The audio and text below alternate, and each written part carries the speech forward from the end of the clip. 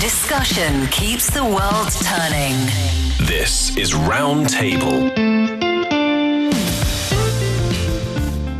You're listening to Roundtable. I'm Niu Honglin with Steve and Yushan. Across the world, people are becoming unexpectedly self-conscious about something we rarely notice in real time. The tiny sounds and pauses and phrases that sneak into our sentences. In the US, Google searches for filler words have surged. In China, young professionals worry about saying 就是,然后 in meetings. In France, has become a national punchline, and everywhere, social media challenges people to speak without hesitation markers.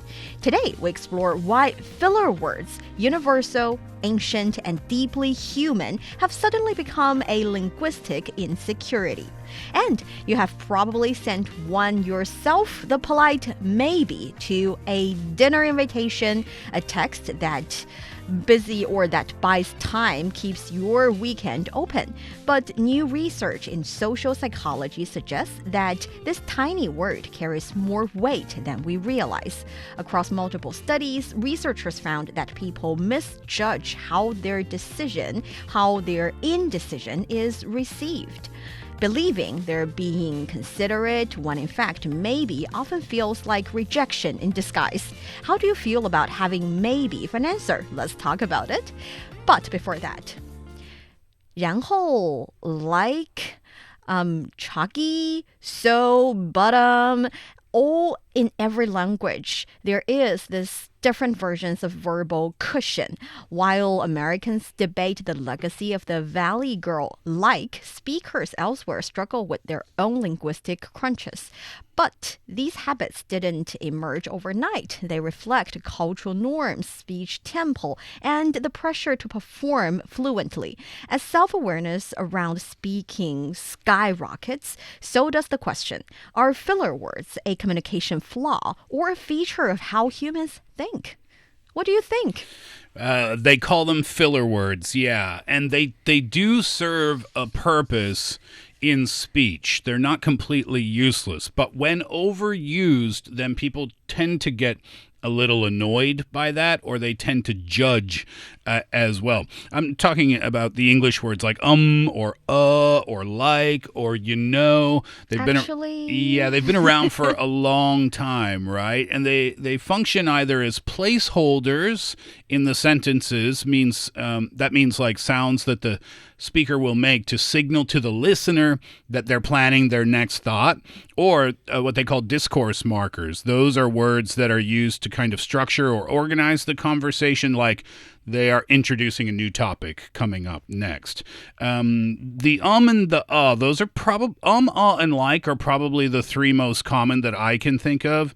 And it's just a clue to the listener that you're not finished speaking just yet. Something else is coming. So that's what I meant when I was saying they do serve a purpose in speech. The first time I encountered the word filler words or fillers is when I was learning.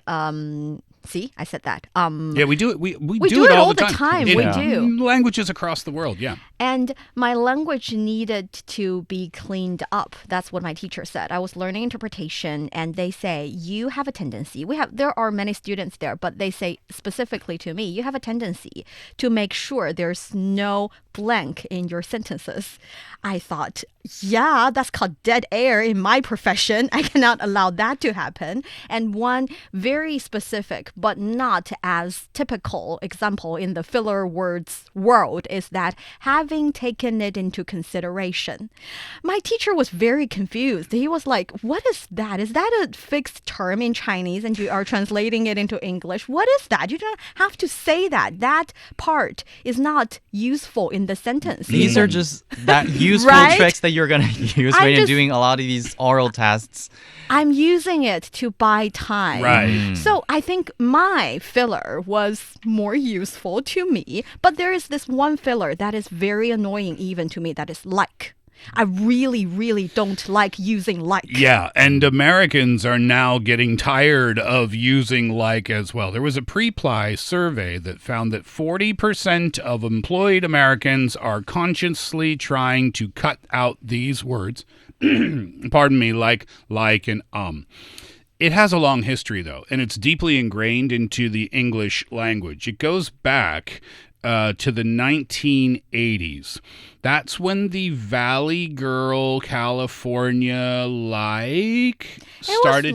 started to come about. There was a song in 1982 by Frank Zappa. I know you don't know who that is, but the song was called Valley Girl, and it mocked the dialect and the associated stereotype. It's been that long? Yeah, this goes back to the early 1980s, if not before. Yeah, I mean, filler words existed in English before that. It's not like and like started to appear in the language at that time, but they were replacing things like well or you see or you know, which were the more common filler words before that time. Some of them you cannot even realize that you said that just when we're speaking, especially for me, I say a lot of actually or absolutely, that kind of thing. That's, as you said, is buying me or us time to think when it's probably your second language to speak. But it's only really recognized when people are re-listening to their recording or your listeners is telling you that you're speaking too many, paying attention. And definitely filler words exist in every language. In Chinese, it's not only your second language. In your first language, you also still use it. And I remember when I was young, this is a funny thing, but I'll say it a bit later. When I was young, my grandmother was working in education industry. She was not exactly a teacher, but she's in education system. And one day when I shared an anecdote to her, she said, you used 然后, which means and then in Chinese, 6 times in just 2 minutes. That's too many and then. And I realized that I didn't, like Yushan said, realize that I was using it that often. And that's the thing. According to a research, more people are aware of other people using the filler words in Chinese than when they are speaking. And 37% of people over the age of 40 would even find a speech full of these Chinese filler words a bit too diluted with not enough information, and some of them would even count how many fillers this person used in 5 minutes or in one speech as a way to mock them, which is a little mean. I mean, children often speak like that. We went to the park and then we got ice cream and then we saw a dog and then we pet the dog and then. But when you get older and you're supposed to be a better speaker, then people will judge you on that. They don't judge you when you're a kid. Just for the sake of having a little bit fun, Yushan, what are some very common Chinese filler words? There are many, and one of the most common filler words, similar to is 那个 or that one. Yes, and it can sound really, really offensive to a lot of people, and because when Chinese people are saying this, it can sound like 那个, because it is one, of course, as I said, is one of the most common hesitation fillers in Chinese, and it's used all the time. But all the time on the telephone too. Yes, but it doesn't like carry any offensive meaning in Mandarin, despite sounding similar to that English slur. So that is when people are thinking about things or just implying something, they will say 那个 or 这个. That means 那个 means like literally means that one, and 这个 literally means this one. That's really interesting because in Korean, a common filler word is chogi, which means over there. But in the context of the conversation, when people are saying like, oh, chogi, it doesn't mean over there. It's like a filler word. It doesn't necessarily have a meaning, but it does serve a purpose. It's kind of like, you know what I'm saying? Like you're saying the first half of the sentence and you forgot or you do not necessarily know exactly what is the second half, but you hope the listener know what the second half is. And that is some Chinese or Mandarin filler words. And we also have something like besides 那个, that one, we also have 就是, which is 然后 and then. I think in every language they have their own they have their own ones. 怎么说呢? How to say that? How should I put it? How should I put it? Do you understand me? These are all considered filler words. So we are already kind of aware of the fact that Americans are a bit fed up with their filler words. And how about Chinese people? Do Chinese people hate filler words as well? To be honest, when I was using these kind of things, or when I was listening to people using these kind of words, I don't recognize them, especially when you are not using them very, very frequently and repetitively. But in a speech, when it is very important or very formal and professional, you're listening to these things too often. That may make you perceive this person to be unprofessional, or they are not well prepared when they are just keeping thinking what they want to say. And I think most adults in China are carrying the similar kind of notion or habit or concept, as Yushan said. That is, they don't care unless it's to a certain extent. And there is another scenario that is about kids. One, they are teaching kids to speak or listening to kids. They would more actively assess the kids' language quality, the way they speak, whether or not they are on the right path to be a better speaker. Starting at what age? Very young. For 5-year-olds, if What? they stutter, Really? if they stutter a little bit, the parents would worry about the kids stuttering a little. But in the adults' world, it's not as extensive as the Americans. For instance, we see they, in 1 month, Google searches for filler words shot up 144%. Yeah, and also people are searching for phrases such as this: how to stop saying like. And They're really worrying about that. yeah, this is from the New York Post. This is from an article from the New York Post, and that shows that dramatic increase in searches shows that people are looking to eliminate filler words as not just a linguistic filler that's comfortably used every day, but for a major personal or maybe professional goal as well, because it's the same in English. It depends on the context of the situation, and it depends on how often they are used. We can sit here on the radio on our podcast where we are expected to be better speakers than the average speaker.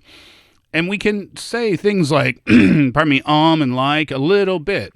But if we overused that and we started saying like, yeah, and then he was like, and she was like, and I was like. We're annoying our Yeah, audience. absolutely.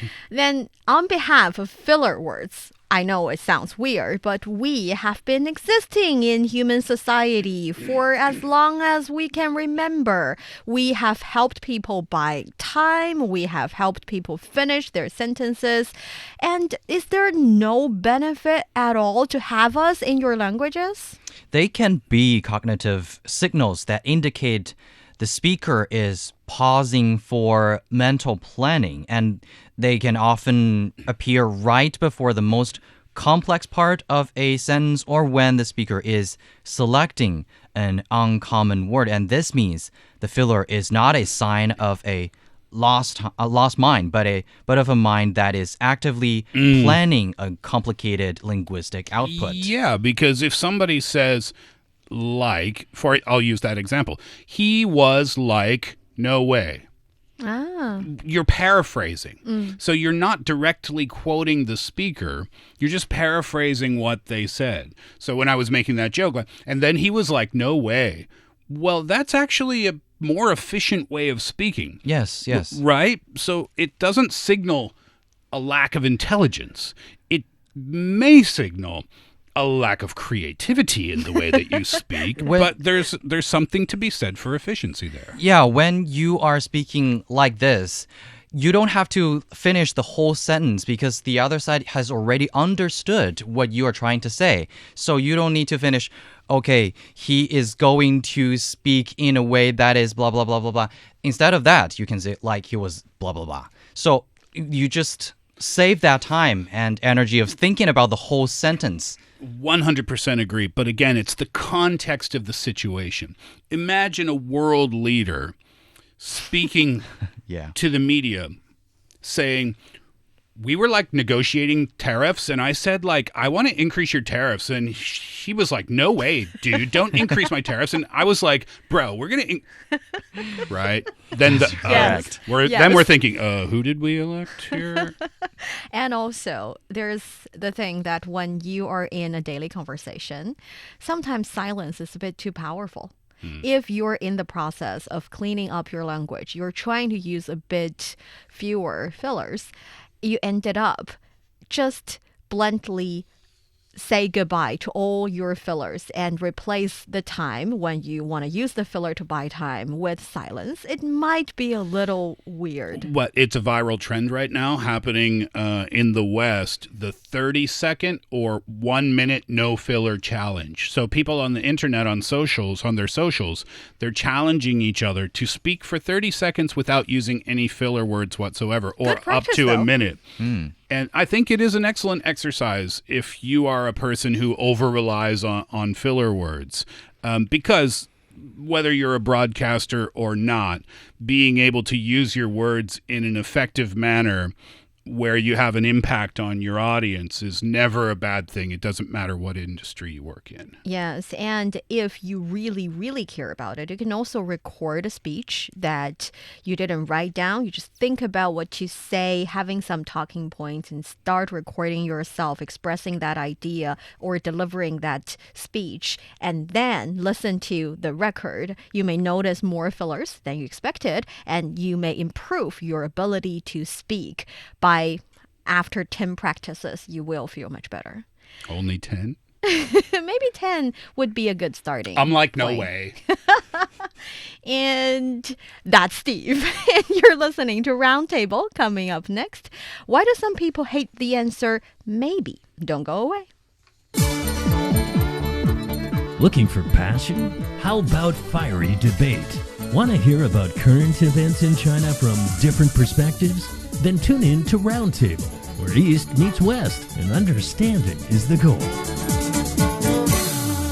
It's Roundtable with me, Niu Honglin, Steve Hatherley, and Yushan. So, maybe.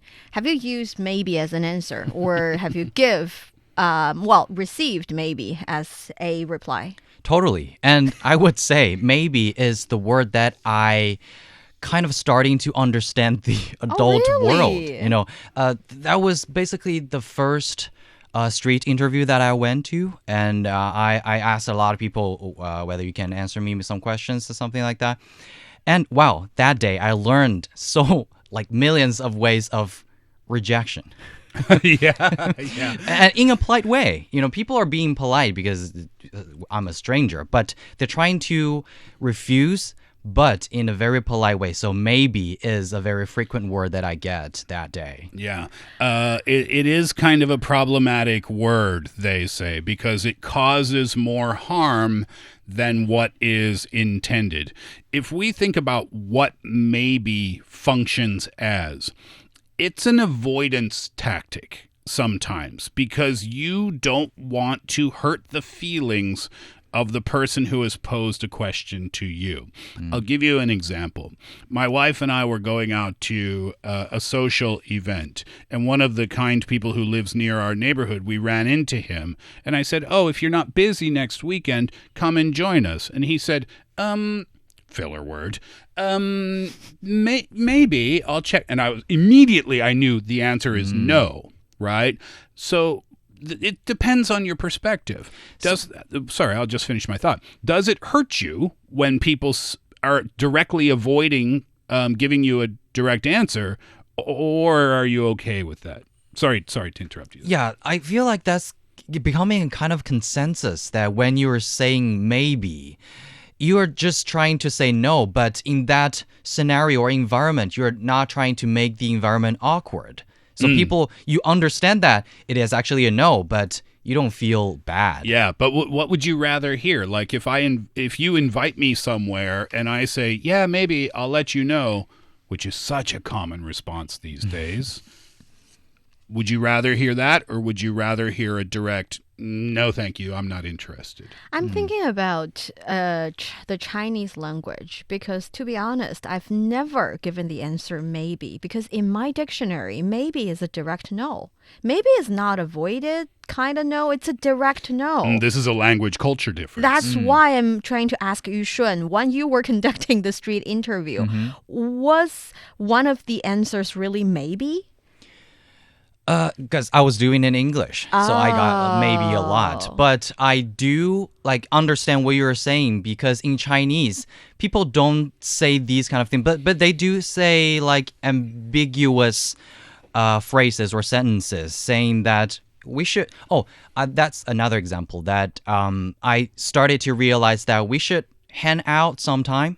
That is also a no. But that is the sometime part of it. It's the sometime that's saying not sure. And I understand the concept. The concept is that instead of giving a perfectly clear yes or no, you're choosing something in between, which means you're not choosing anything. It's non-committal. It's non-committal, and you're not giving any additional information to that person. When you are asked, are you okay with this? You say, kinda.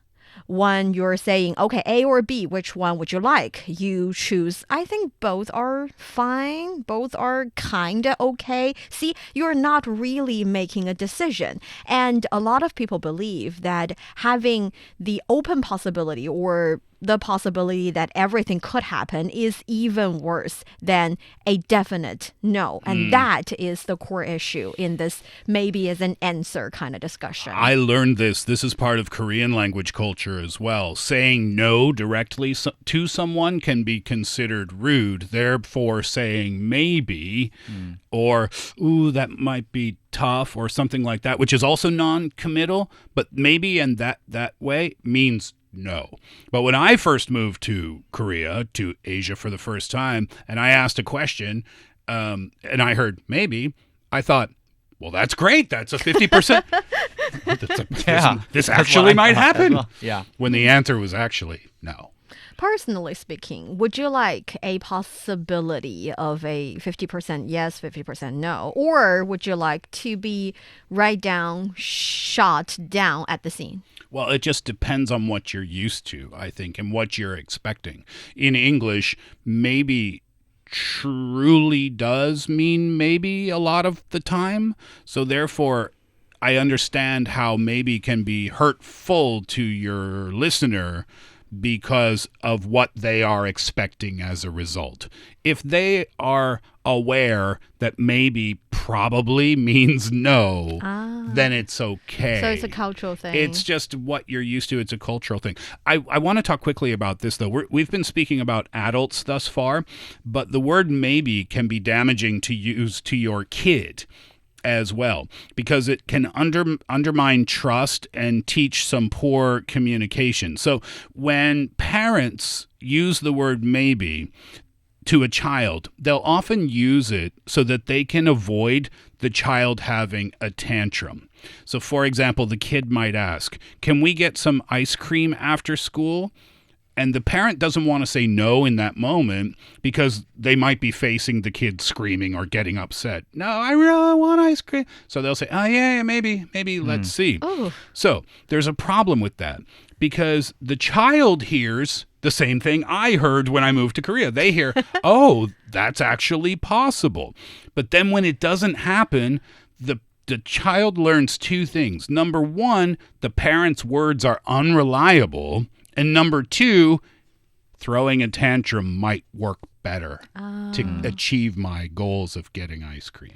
And in the Chinese-speaking world, not only do we stop using maybe as an answer, we also don't like the answer whichever or whatever, even if it's in a positive sense. In the case that if you're in a restaurant and you ask, oh, what would you like to have? Whatever you choose. We do not like that. Oh, really? We think it's not getting engaged enough. Yeah, and also not responsible. Not responsible. It's irresponsible. No. And also when wow, that's a lot of pressure. Yes, and when when we're making plans, we do not like you to say, "Oh, whatever you plan, I will jump right along." We do not like that because that's also not getting engaged enough. We just want people to take responsibilities, be engaged, and also enjoy all of the things that we plan together. And maybe that's also a cultural thing. Maybe.